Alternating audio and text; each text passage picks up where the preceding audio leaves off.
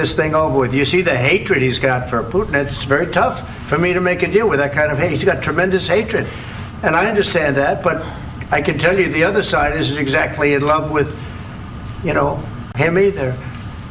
So it's not a question of alignment. I'm aligned with the world. I want to get the thing set. I'm aligned with Europe. I want to see if we can get this thing done. You want me to be tough? I could be tougher than any human being you've ever seen. I'd be so tough. But you're never going to get a deal that way, so that's the way it goes. All right, one more question. Hey, I want to respond to this. So look, for 4 years in the United States of America, we had a president who stood up at press conferences and talked tough about Vladimir Putin, and then Putin invaded Ukraine and destroyed a significant chunk of the country. The path to peace and the path to prosperity is maybe engaging in diplomacy. We tried the pathway of Joe Biden of thumping our chest and pretending that the President of the United States' words mattered more than the President of the United States' actions. What makes America a good country is America engaging in diplomacy. That's what President Trump is doing. Can I ask you? Sure. Yeah? Yeah. Okay. So he occupied our big parts of Ukraine, part of East and Crimea. So he occupied it on 2014. So during a lot of years, so I'm not speaking about just Biden, but those time was Obama, then President Obama, then President Trump, then President Biden, now the President Trump, and God bless, now President Trump will stop him. But during 2014, nobody stopped him. He just occupied and took. He killed people. You know what the contact line? 2015. 2014 2014. and 2014. 2014. Yeah. So I was not here. Yeah, but that's exactly right. Yes, but during 2014 till 2022, the situation the same. The people have been dying on the contact line. Nobody stopped him.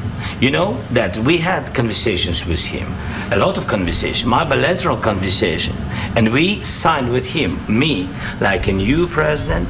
In 2019, I signed with him the deal. I signed with him, Macron and Merkel, we signed ceasefire. Ceasefire, all of them told me that he will never go.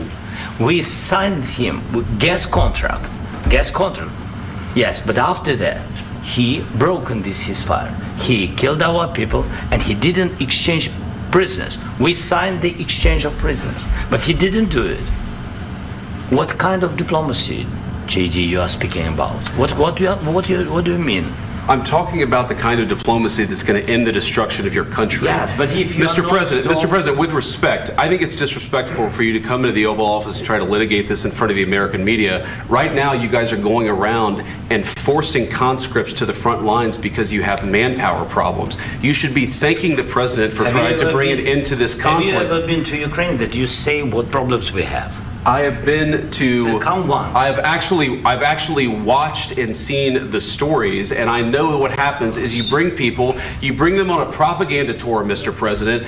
Do you disagree that you've had problems bringing people into your military? And do you think that it's respectful to come to the Oval Office of the United States of America and attack the administration that is trying to prevent the destruction of your country? A lot of questions. Let's start from the beginning. Sure. First of all, during the war, everybody has problems, even you, but you have nice ocean and don't feel now, but you will feel it in the future.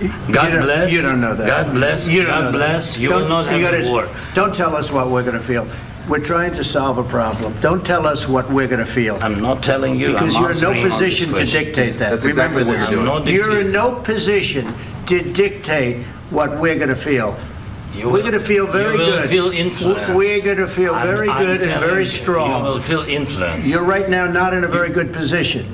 You've allowed yourself to be in a very bad position, and he happens to be right about it. From the very beginning of the war. You're not in a good position. You don't have the cards right now.